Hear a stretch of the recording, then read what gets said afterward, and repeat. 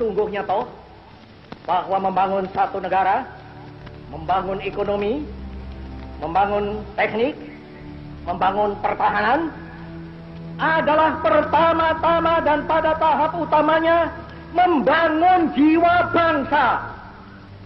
Tentu saja keahlian adalah perlu, tetapi keahlian saja tanpa dilandaskan pada jiwa yang besar tidak akan dapat mungkin akan mencapai tujuannya.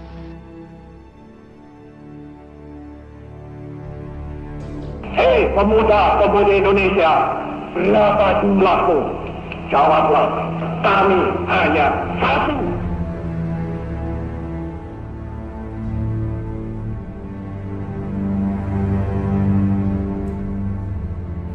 GMNI. Ketika mendengar kata-kata ini, maka orang akan mengkaitkannya dengan sosok Bung Karno, Presiden pertama Republik Indonesia.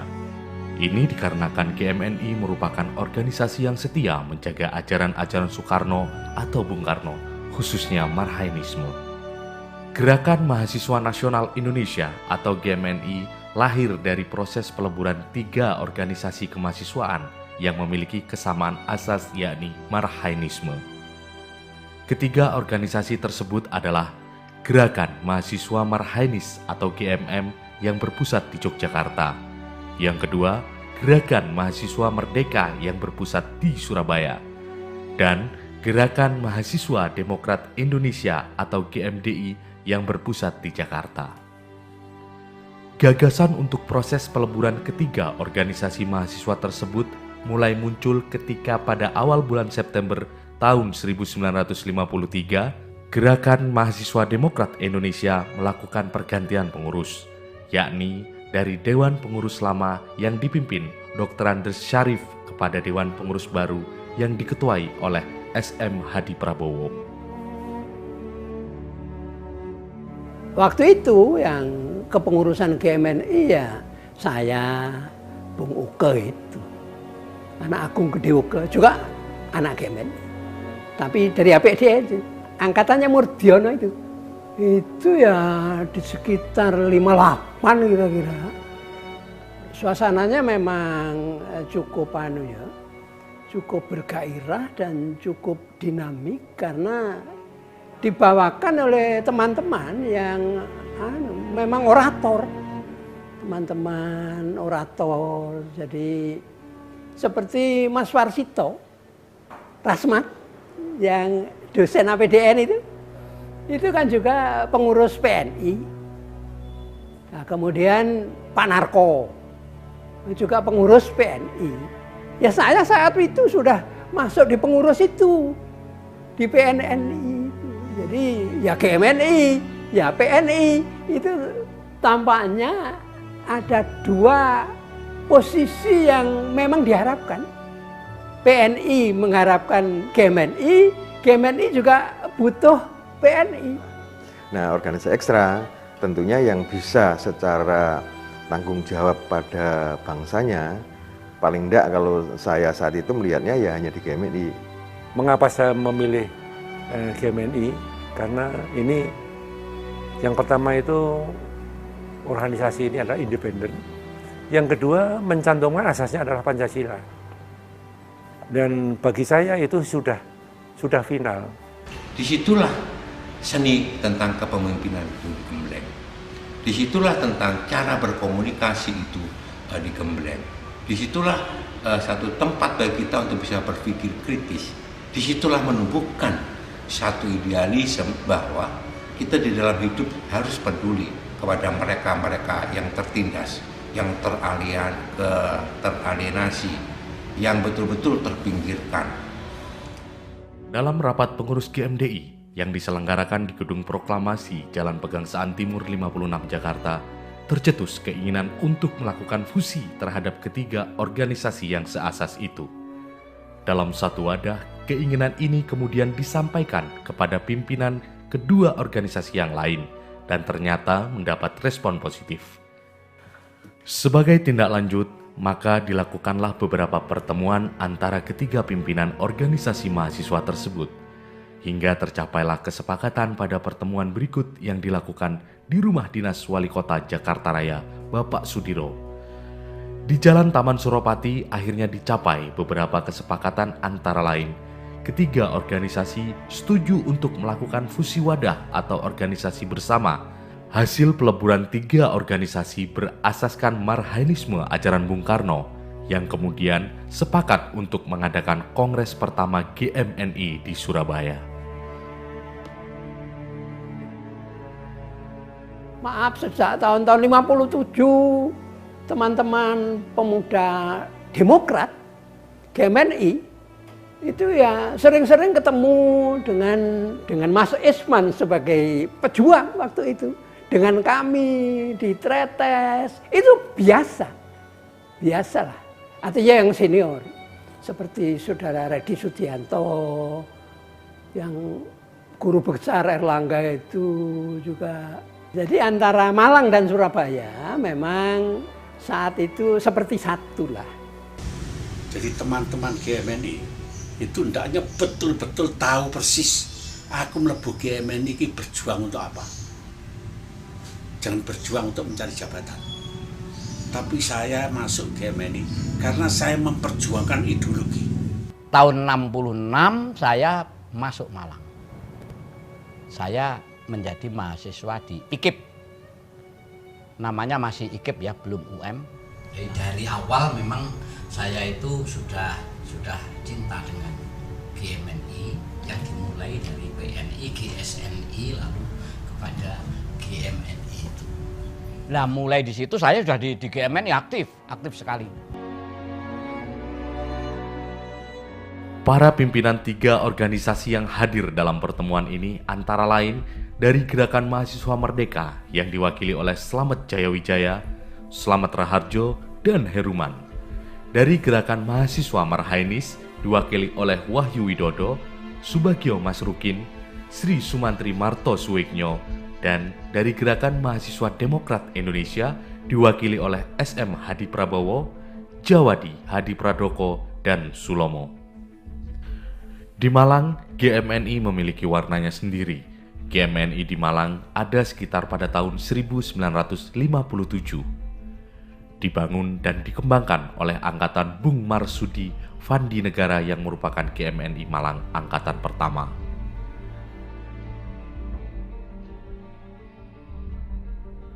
Bagaimana istilahnya itu membuat sesuatu front yang minimal secara mental bangsa ini mempunyai harga diri atau mempunyai eksistensi diri sebagai Indonesia, bukan ketergantungan ke banyak hal. Sejak dulu di GMNI sampai sekarang saya yakin segala sesuatunya itu perlu perjuangan, perlu bagaimana kita untuk mendapatkan cita-cita itu. Jadi tidak mudah, saya yakin itu. Cuma kan persoalannya dinamika apa yang terjadi. Kalau dulu dinamika kaitan dan mempertahankan ideologi, mungkin sekarang lebih cenderung dinamika terhadap kepentingan.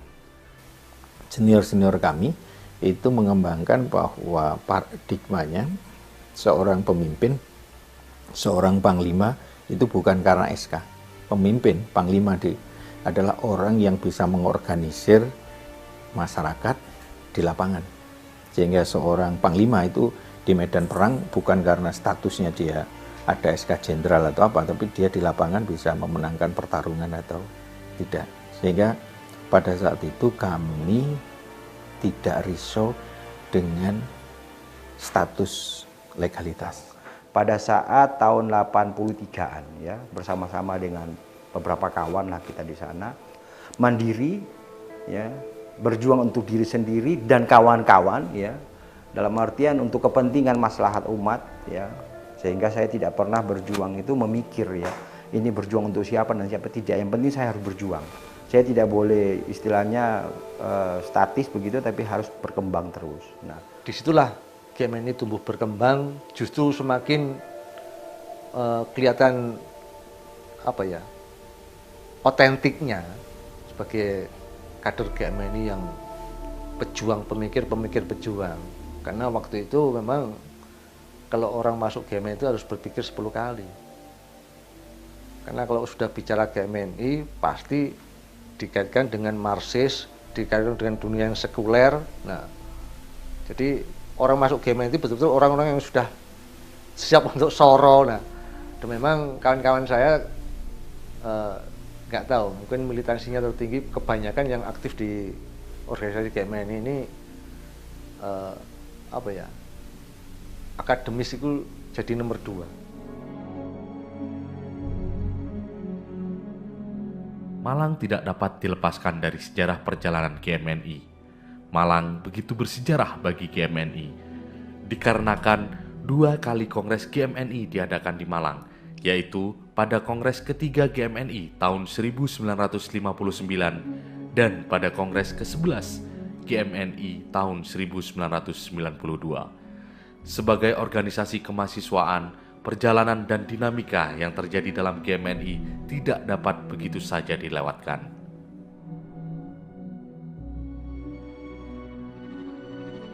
Tetapi kita tetap independensinya tadi, dengan membawa panji-panji ideologi, dengan membawa panji-panji Pancasila sekaligus sebagai dasar dan way of life-nya bangsa. Tentunya di sini mesti harus mendapatkan perhatian. Artinya apa? Bahwa Pancasila dalam kondisi tertentu ya mungkin itu memang formal produk dari PPPKI atau lebih khusus lagi dari Bung Karno. Tapi Bung Karno sampai bisa menyampaikan itu dari mana? Tidak ada lain kecuali ini sebenarnya dari ilahiyah. Untuk hidup di kampus bisa dikatakan GMNI sekitar akhir 60-an itu habis. Tahun 74 saya masuk lagi ke Malang. Di Malang saya cari GMNI tidak ada pengurusnya sama sekali. Loh, ini GMNI ini apa kira buyar tak? Wah, akhirnya saya mencari beberapa teman, saya kumpulkan di kos-kosan saya di Sumbersari. Nah, lalu dosen-dosennya itu dulu masih alumni GMNI, itu masih kental sama teman-teman GMNI. Saya hubungi lagi bapak-bapak dari GMNI alumni itu yang dulu pernah saya kenal. Saya hubungi 1, 2, 3, 4, 5, 6, akhirnya banyak yang siap untuk mendukung. Akhirnya saya undang ke kos-kosan saya, ayo mendirikan pengurus GMNI di IKIP Malang. Wes, saya ketuanya, saya ketua. GMNI ini adalah kawan-kawan senior mengatakan sebagai jembatan, di mana jembatan itu harus kita lalui. Karena justru teman-teman yang setelah lulus mengalami kesulitan, baik secara material maupun yang lainnya, justru ini banyak yang lebih eksis dan lebih konsisten dalam ber-GMNI maupun dalam pemahaman ideologinya. Dan inilah sebenarnya mereka tumbuh di tempat yang tandus, tapi justru dia bisa berkembang, mengembangkan dirinya, pengalaman-pengalaman berorganisasi ini menjadi bekal dia baik berbangsa, bernegara maupun dalam kehidupan sehari-hari. Bagaimana dia bisa mampu untuk mengakomodir ya kepentingan ideologis ya, daripada orang-orang GMNI itu sendiri. Itu yang paling utama dulu. Apa sih kepentingan ideologis? Ya, apa yang telah Anda terima, apa yang telah Anda pahami dan Anda ajarkan, bagaimana caranya Anda amalkan sebagaimana apa adanya. Ya kan? Nah, jangan merubah keluar dari plafon yang sudah ada. Yang terjadi sekarang kan banyak sekali plafon yang sudah ditinggalkan dan bahkan menafsirkan hal-hal yang di luar itu gitu ya. Tantangan demi tantangan di tubuh GMNI selalu hadir sebagai dinamika dari waktu ke waktu. Pergolakan yang terjadi pasca jatuhnya Orde Lama atau dilengserkannya Bung Karno sebagai presiden oleh Orde Baru menyebabkan situasi politik dalam negeri menjadi tidak stabil. Begitu pula situasi politik di dalam tubuh GMNI. Ketika PNI atau Partai Nasional Indonesia terpecah menjadi 2 kubu di masa Orde Baru, yaitu PNI ASU dan PNI OSA-OSEP, begitu pula dengan GMNI. Setelah kondisi politik GMNI mulai stabil kembali, GMNI kembali menghadapi badai di mana GMNI menjadi organisasi kemahasiswaan pertama yang diminta untuk menerima asas tunggal Pancasila. Sehingga gejolak di tubuh GMNI kembali terjadi. Pengawasan rezim Orde Baru terhadap aktivitas kemahasiswaan pada saat itu menjadikan konflik di tubuh GMNI kembali tidak terelakkan. Dan lagi-lagi GMNI harus menghadapi tantangan yang tidak mudah pada masa itu.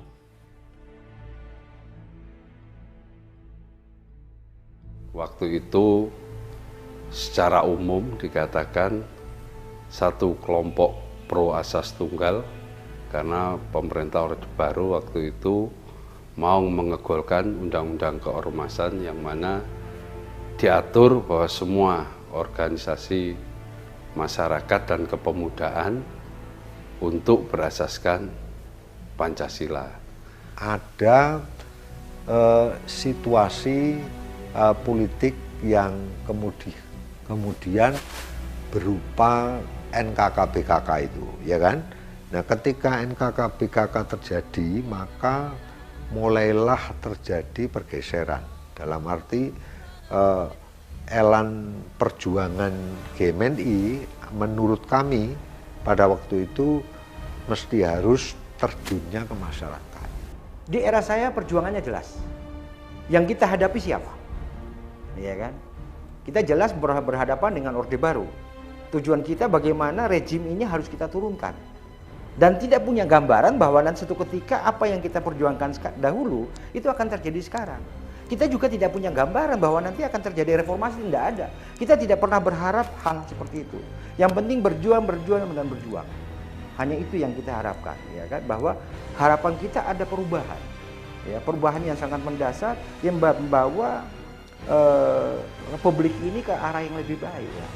Masyarakat ini ke arah yang lebih baik, pemerintahan ini ke arah yang lebih baik. Itu yang kita harapkan pada saat itu. Karena acara-acara diskusi itu harus izin dan kemudian juga itu kami biasa diskusi secara tersembunyi sehingga ketika kita mau kaderisasi di Batu, maka tempatnya nanti di rumahnya teman yang ada di Tumpang.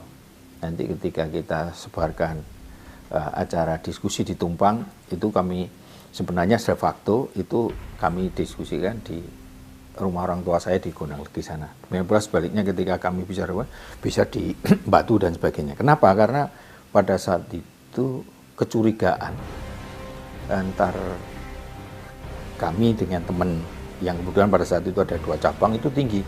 Seolah-olah nanti ketahuan dilaporkan dan seterusnya. Di samping juga ketakutan. Jadi satu sisi kecurigaan pada kolega sendiri, teman sendiri.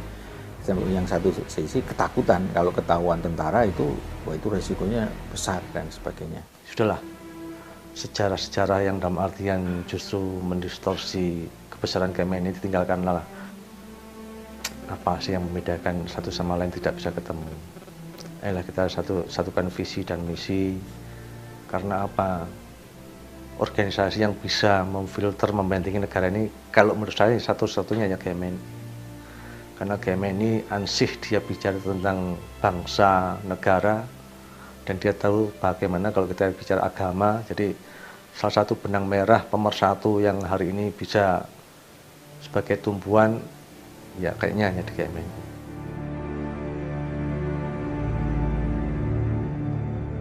Gejolak situasi politik nasional tentunya juga sangat berpengaruh terhadap situasi politik di Malang. Namun, GMNI Malang tetap bertahan dengan perjuangan yang tangguh di bawah represif Orde Baru. Dan yang harus menjadi catatan bersama bahwa GMNI Malang sangat mewarnai dinamika GMNI di ranah nasional. Hal ini terbukti dari beberapa kader GMNI Malang yang berhasil menduduki kepemimpinan nasional presidium, seperti Bung Sirmaji, Bung Rosani Projo, Bung Dedi Hermawan, Bung Eko Sigit atau Bung Kojeng, Bung Cokrowibowo, dan Ses Faradian.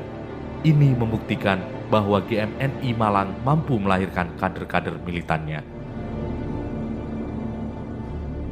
GMNI itu adalah bagian dari afiliasi politik non-mainstream yang menarasikan satu gagasan tanding tentang apa yang digugus dan juga apa yang diwakili oleh rejim Orde Baru.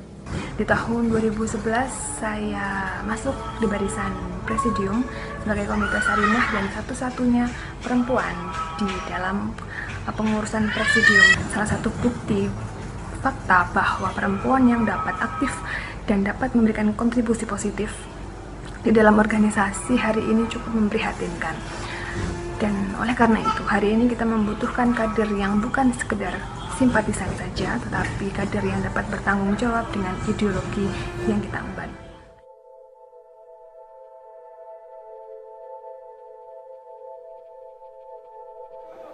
Kalau dari saya sendiri begini, karena saya memang digembleng dari sejak SMP, SMA dengan bapak saya, dicekokin dengan buku-bukunya Soekarno soal DBR 1, DBR 2, azimat panca azimat revolusi, penyambung lidah rakyat dan sebagainya, memilih untuk bergerak atau kemudian berjuang sebenarnya sebagai bagian dari memperjuangkan kesejahteraan rakyat. Sebenarnya wadah Gerakan Mahasiswa Nasional Indonesia ini sudah benar begitu loh. Karena paling tidak dengan ideologi yang kita punya, gerakan kita begitu kan, gerakan kita paling tidak bisa lebih fundamentalis sehingga tidak pragmatis.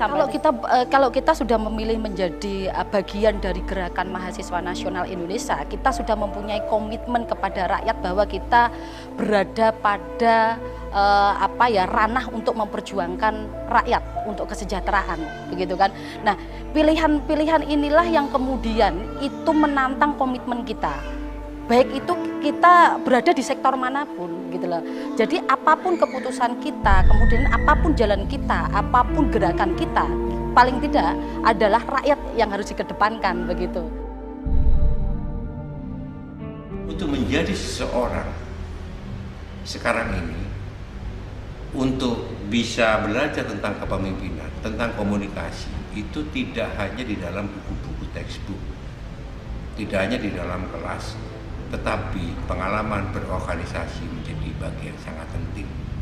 Ini mumpung loh ya, masih mahasiswa, masih fresh, masih energik, masih relatif tidak diganggu oleh kepentingan-kepentingan sempit, kepentingan-kepentingan pragmatik.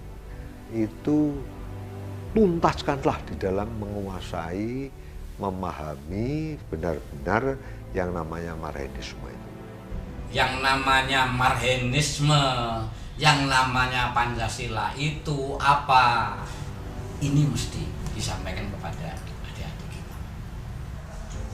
Kalau Pancasila lebih tinggi dari manifesto komunis, maka marilah kita tempatkan posisi itu sehingga kita tidak menjadi komunis, tetapi kita menjadi Pancasilais. Kan kita ini diajari berpolitik. Berpolitik itu kan nggak bisa hitam putih, tapi juga tidak abu-abu. Nah, bahwa kita memang hitam, kita memang putih, tapi dalam bentuk taktis, kapan kita mengelak, kapan kita harus menyatakan diri bersikap, itu harus tetap dijaga. Kita ini adalah organisasi yang mengemban ideologi yang telah dirumuskan oleh founding father kita, yaitu Bung Karno, yang mana sekarang orang terlalu gampang untuk menyebutkan Pancasila, tapi kadang nggak ngerti esensinya Pancasila itu apa. Pancasila itu nggak bisa disejajarkan dengan Undang-Undang Dasar, dengan Mukadimah, nggak bisa, karena di situ ada nilai ketuhanan. Sebenarnya kita bicara tentang piramida. Karena apapun posisi Pancasila harus di atas, karena ada nilai ketuhanan, ada nilai kemanusiaan. Jadi memahami ideologi Marxisme itu sesungguhnya seutuhnya, ya, memahami secara utuh, kemudian mengaplikasikan perjuangan itu demi kepentingan rakyat, bukan untuk demi kepentingan golongan, ya. Itu yang saya harapkan. Jadi marilah kita berbuat untuk rakyat, bukan berbuat untuk kepentingan orang tertentu, orang per orang atau karena pesan sponsor. Itu jangan sampai terjadi, ya kan. Jadi ada gawe besar, ada ada satu tuntutan besar yang harus dipenuhi oleh seorang kader GMI, yang harus dilaksanakan.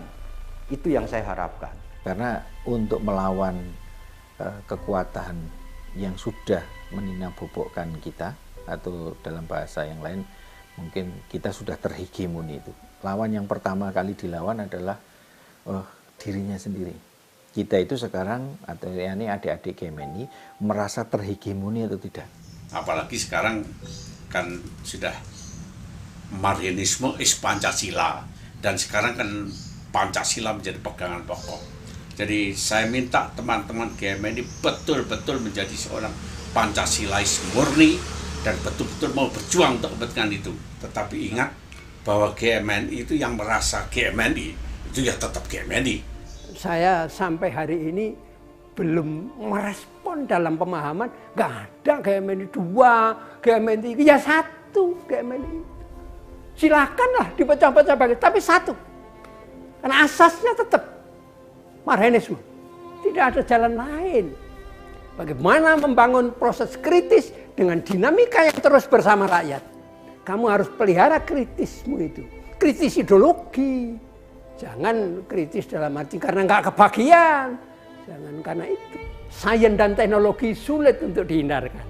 Penguasaan sains dan teknologi keharusan itu. Tapi sekedar penguasaan dalam pemahaman tertentu. Tanpa fundamen, saya ini lahir di bumi Nusantara. Dan ingin dibesarkan di sini. Dan ingin dikubur di sini. Demimu lah.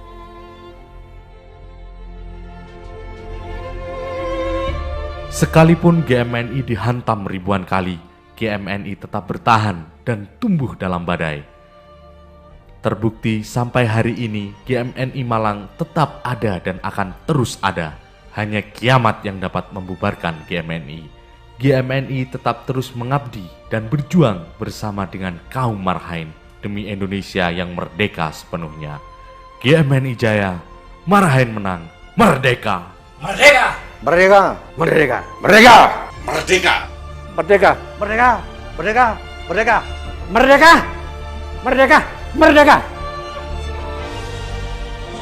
Bersama